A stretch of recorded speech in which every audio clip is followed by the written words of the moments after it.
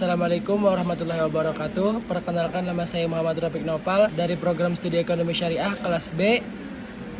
Akan mengerjakan tugas video presentasi dengan judul ayat dan hadis, konsep pengelolaan serta pendistribusian harta serta aset. Prinsip pengelolaan harta.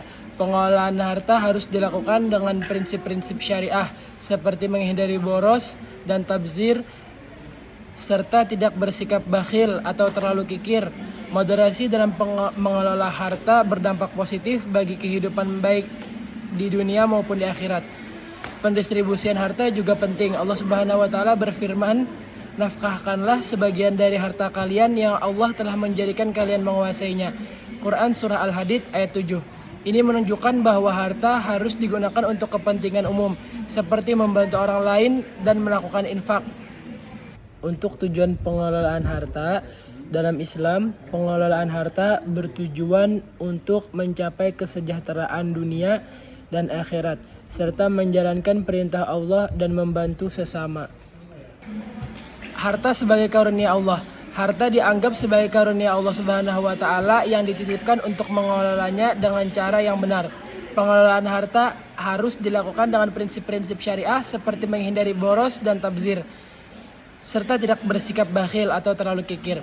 Pendistribusian harta. Islam menekankan pentingnya pendistribusian harta kekayaan untuk kepentingan umum. Distribusi dapat dilakukan melalui beberapa cara, seperti distribusi secara komersial, sistem distribusi yang bertumpu pada aspek keadilan sosial, dan melalui warisan.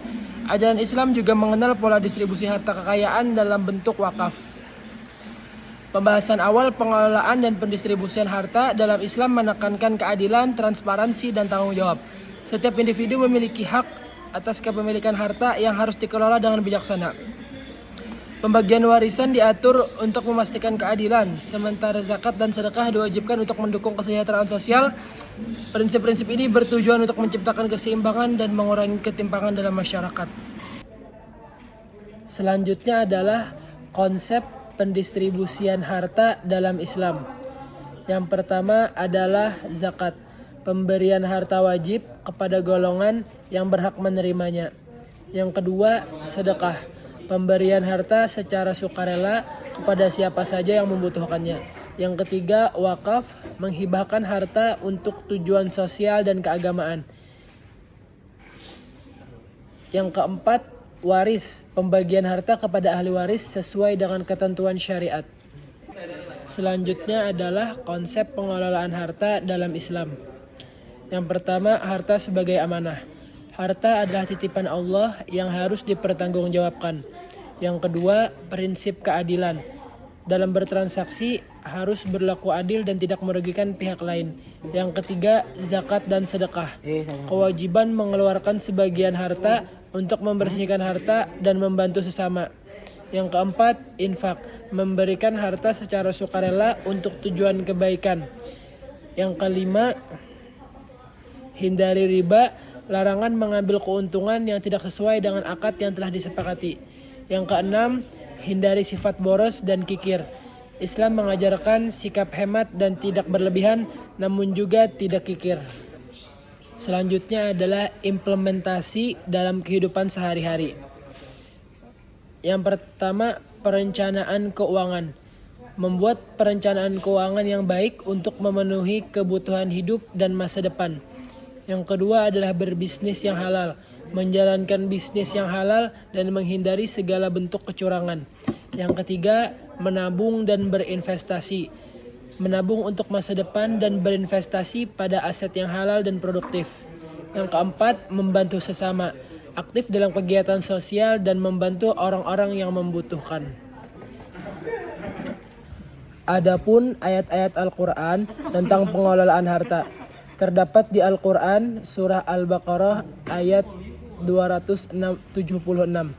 Ayat ini secara tegas melarang praktek riba, dan juga disebutkan di Al-Quran surah Ali Imran ayat 92. Ayat ini menjelaskan tentang keutamaan berinfak di jalan Allah, dan juga disebutkan di Al-Quran surah At-Taubah ayat 34. Ayat ini mengancam orang-orang yang menimbun harta dan tidak menafkahkannya.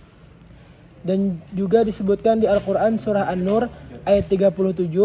Ayat ini menjelaskan tentang larangan menuduh orang lain dengan tuduhan zina tanpa adanya bukti yang kuat. Hal ini berkaitan dengan perlindungan terhadap harta dan kehormatan seseorang. Adapun hadis-hadis tentang pengelolaan harta. Hadis tentang zakat.